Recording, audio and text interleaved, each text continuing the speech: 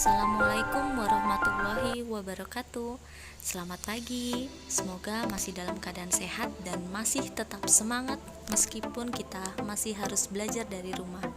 Materi PPKN kelas 11 bab 3, Sistem Hukum dan Peradilan di Indonesia. Mempelajari sistem hukum dari berbagai aspek pada pertemuan minggu lalu. Pada hari ini kita akan membahas sub B, yaitu sistem peradilan Indonesia, yaitu suatu lembaga negara yang mengawasi pelaksanaan dari suatu kaidah hukum. Lembaga ini sering disebut sebagai lembaga peradilan. Materi yang pertama, hakikat sistem peradilan nasional. Definisi peradilan nasional.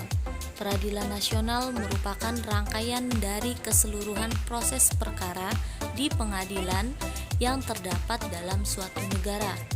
Dasar hukum lembaga peradilan di Indonesia yaitu Pancasila, Undang-Undang Dasar Negara Republik Indonesia tahun 1945, dan undang-undang yang berkaitan. Setelah kalian menelaah hakikat lembaga peradilan, pada bagian ini kalian akan menelusuri klasifikasi lembaga peradilan atau macam-macam lembaga peradilan yang ada di Indonesia. Sebelum kalian memahami macam-macam lembaga peradilan yang ada di Indonesia, mari kita lihat pasal 18 Undang-Undang RI nomor 48 tahun 2009 mengenai kekuasaan kehakiman. Kekuasaan kehakiman dilakukan oleh sebuah mahkamah agung dan badan peradilan yang berada di bawahnya dalam lingkungan peradilan umum, lingkungan peradilan agama, lingkungan peradilan militer, lingkungan peradilan tata usaha negara, dan oleh sebuah mahkamah konstitusi. Selanjutnya, Mahkamah Agung.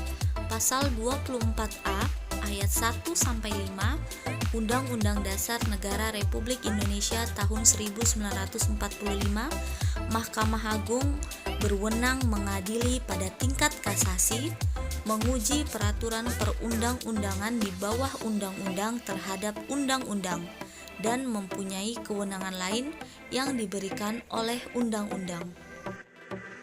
Masih harus tetap semangat menyimak sampai dengan selesai. Selanjutnya, tugas dan kewenangan Lembaga Peradilan Nasional di bawah MA atau Mahkamah Agung. A. Lembaga peradilan di bawah Mahkamah Agung. Lembaga peradilan di bawah Mahkamah Agung ada 4 peradilan. Yang pertama, peradilan umum.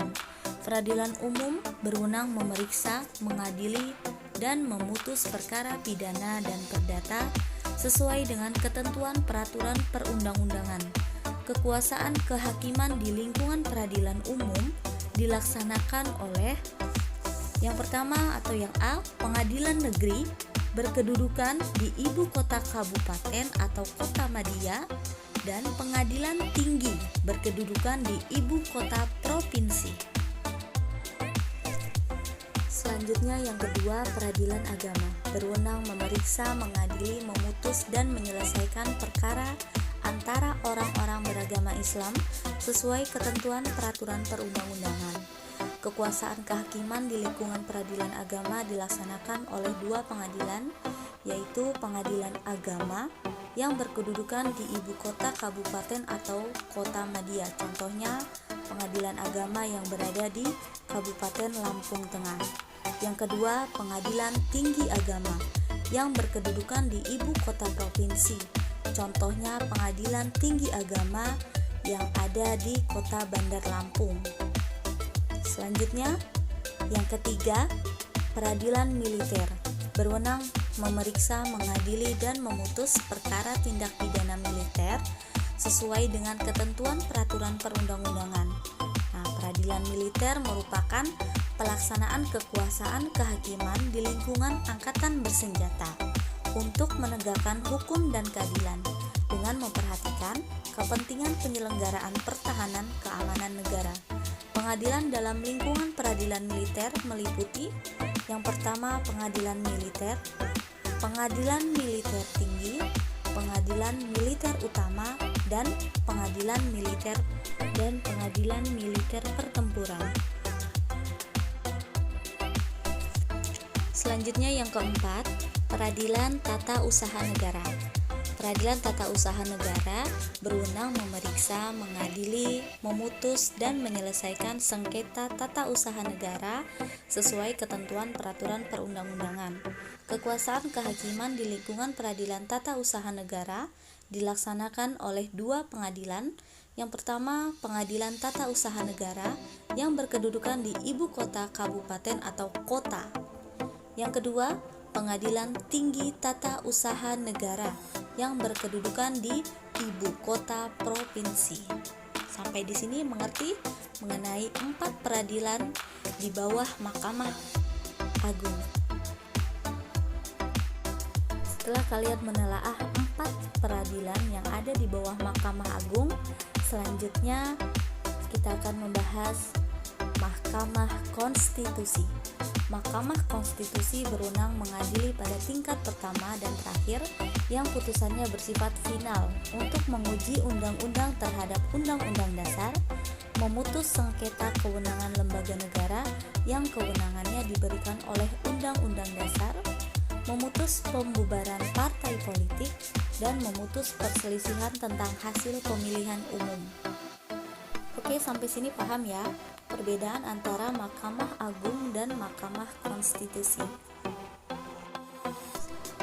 Materi yang selanjutnya, yang ketiga, tingkatan peradilan nasional. Keberadaan sistem peradilan memiliki jenjang atau tingkatan secara institusional. Setiap perkara akan ditangani dari pengadilan tingkat pertama, kedua, hingga Mahkamah Agung.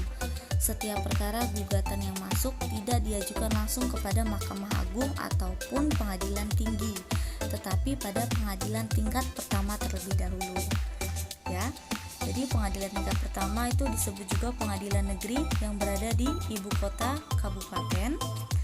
Pengadilan tingkat kedua disebut juga sebagai pengadilan tinggi yang berada di ibu kota provinsi atau disebut juga pengadilan tingkat banding. Nah, yang terakhir pengadilan tingkat kasasi atau Mahkamah Agung. Kasasi artinya memiliki pembatalan putusan ataupun penetapan pengadilan yang berasal dari keseluruhan lingkungan peradilan. Permohonan kasasi dapat diajukan hanya jika permohonan terhadap perkaranya telah menggunakan upaya hukum banding, kecuali ditentukan lain oleh undang-undang. Oke, sampai sini apabila ada pertanyaan, berikan komentar di Google Classroom dan jangan lupa dicek tugasnya. Kurang lebihnya Ibu mohon maaf. Wassalamualaikum warahmatullahi wabarakatuh.